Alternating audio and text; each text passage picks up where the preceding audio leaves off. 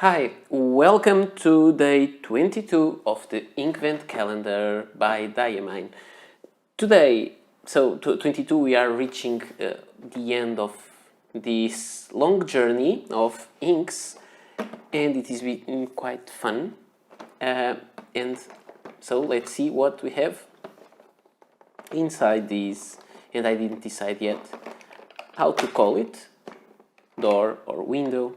And we have here an ink called Black Ivy. And I'm curious, what can we expect from it? And it is a sheen ink. So I wonder, is this a black ink with sheen? But it looks like something between black and green.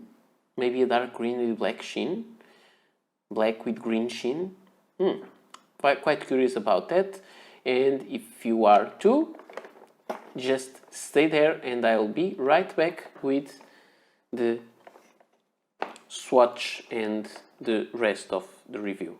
So let's see now if this ink will be such an exciting green as it promises. I like dark greens. I'm not sure if you can see the sheen there on the opening of the bottle. I'm not sure if I like that much dark greens with sheen, but I like dark green inks. So let's see how the Black Ivy makes or not a nice swatch. Okay, maybe it's not that. I think I have too much ink here. Let me take some out, otherwise we'll not be able to see the full effect. Sorry, sometimes this doesn't go as perfectly as we wish. Too much ink, I guess. Okay, so let me then spread it again. I think it's better this way. It's kind of a little bit of cheating, but I hope you can understand. So you can already start seeing some reddish sheen there, and this green, maybe it is a little too bluish for what I love. But let's wait for it to dry and then we'll come back to see the rest. And here we have our Black Ivy. So let's take a look at it. I showed you the swatch I made. This was the swatch I made. There was too much ink. I soaked it with a little paper towel, and I think I soaked it a little bit too much. So I didn't record that, but I did it again. So it's really a much darker ink with a very, I would say it has a heavy kind of black sheen with red parts on it, so it really goes from green, almost black, and red. This one will go to the recycle bin because it was not okay, but I didn't record the process of making the new swatch, but here you have it. Now let's go for some comparisons. I don't have many inks to compare with, but I have 5. So let's start. First, I will start with inks from this year's Advent Calendar. So I have here the Garland, which has a kind of a similar green with a similar, this one is maybe a little bluish, but then it has the red sheen but blue shimmer. This one has no shimmer. I also have the ink from the Inkvent Calendar 2019, the ink number 18, and it is a green ink that goes dark, and it has also very strong sheen, red sheen, but this ink has a much lighter green, so it's not really the same. And also from that Inkvent Calendar we have this ink that is very similar in everything. It goes very dark, almost black. It has the the red sheen, but the shade of green is also different. It's much bluer, so they are not comparable directly. Then I have here the Sailor Gentle Epinard, just to show you, but this kind of green is not the same, it's much more bluish and greyish. And I have Kaweco Palm Green, which is, in my opinion, from the inks in my collection, it's the most similar green, but it doesn't have the sheen that this one has. So it's quite unique in the tone of color, but I would say it is almost the same ink as Holly, but Holly is lighter. But and Holly was an ink from 2019. So this is my opinion on these swatches. On the chromatography, we have two things to see. First, we can see there is a line that was kept behind, so kind of a gray-blue that is kind of water resistant. Then the ink goes away, but there is some tint here, so it means that there will be some pools of ink remaining even if you clean it. And then after being wet, and then you have this line with green and blue inks. So this is how the chromatography looks like.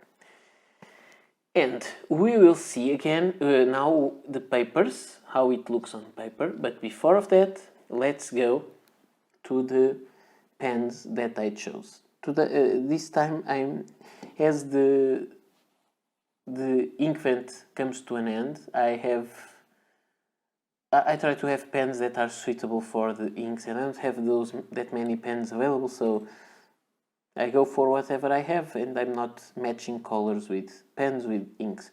So I have this Sheaffer Balance 2 in the color Crimson Glow, which has this very beautiful nib, feather touch nib. It's very well made, it's very beautiful. This pen, it has a nice material. This pen has a fine nib. And I have this one, which is the Kaigolu. This is from the, I would say, first generation, at least the first generation I'm aware of. The Kaigolu 316 in amber color. And this one has a medium nib that you can see beneath the kangaroo and beneath the word Kaigolu. So, medium, very wet, because these Kaigolu nibs are very wet. Nibs, let me show you how they did on paper. And on paper, we have these three writing samples as usual. So, starting with the Moleskine, we have this ink that feathers a little bit through the fibers. I don't really see any sheen on the ink, it's just like a dark green. And I try to find the sheen, but I don't. Of course, there is something that is normal, is that the sheen is more visible in coated papers. This one bleeds through quite a bit. Maybe if you try to find, maybe you can see that part of the kind of darker sheen, but not the red sheen. There is a little shading, but not much, and it is much more with the Kaigolu medium nib than with the Sheaffer fine nib. Then we go to the Oxford Optic paper, which is a coated paper. It's very good and very good to catch the sheen. Look at this swatch. There is the red sheen, the black and red sheen. And the sheen is so intense that even in the writing samples, both with Sheaffer and Kaigolu, that you almost can't see the green beneath. You have to put like this and it looks almost black, and when you do that you see the red sheen. So I guess you can see the red sheen with both pens in this paper. The ink looks like a lot darker than with Moleskine, and no problems of bleed through or feathering with the Oxford paper. Then we go to the navigator paper, copy paper, and again, sheen, no, not really. And you can see a dark green. That works well. It doesn't feather at all. I don't see much of shading, so this ink is nice for this kind of paper because there is no shading, but there is some bleed through. So, of these papers, as usual, the best paper is the Oxford, but on the Oxford you won't get much of the green color of the ink because it's hidden by the very intense sheen. Then we go to the Rhodia paper, which is the same paper of the swatch, but this one has squares, just to see that the squares disappear totally behind the ink. But here I went for the usual tests. It's using the Sheaffer Balance F, and this is the drying test. It takes around 2 minutes to get completely dry, and that is really annoying. It's not annoying if you're writing a Christmas postcard. You just write it, you can leave it open and you close it when you are going to send it. But if you are writing on a notebook, taking notes, it's quite annoying. So if it would be advisable to have some blotting paper to avoid the smear of the ink, or just to print your writing in reverse in the opposite page. This is the water resistant test, and if you look at it, you'll see that it's coherent with this. So you have, I put some, let me just show you. You can see the sheen, some red, but mostly the darker sheen. But now let's see here. I think it happened as we predicted. There is some, you can see where the water was, because there is a halo of kind of a very light blue. There is a faint line of kind of gray where you can see what was written there. So it's very visible what was written, but there is then this halo of ink. And so this is not, I could say this is kind of a water resistant ink, not completely water resistant to stay with the same look after wet, but you can really see what was here. I cleaned these with some paper towel and it didn't remove the line that was there before. So I could say this has some water resistance, but be aware it takes a very long time to dry, and that is something that is common to many inks that have sheen. Now finally, let's go for the final writing sample on this paper with Sheaffer and the Kaigelu. So starting with the Sheaffer Balance with the fine nib, the quick brown fox jumps over the lazy dog. This nib has some very special character, so I have to be very careful on the angle I write with, otherwise it will skip. But here you have it. One thing I find about this ink is that it's very wet. You find it very lubricated. You write with it and it seems lots of ink get out of the nib.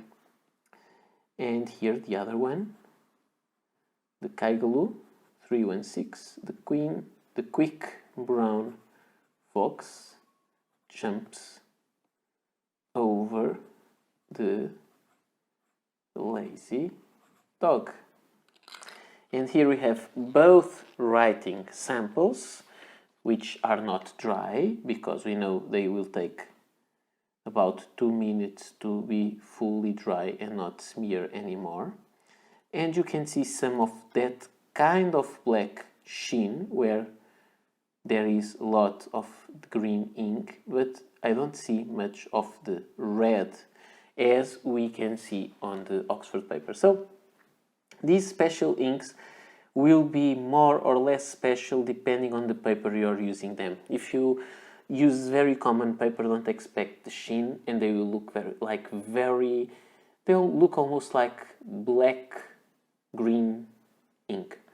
If you use these Rhodia paper, they will look between black and green, but the shading is more pronounced, but you will not see the red sheen, but you can see the black very well. And in moleskin paper, in Oxford paper, you have the red sheen very visible. So it depends a lot on what you're doing, on the pens you're using.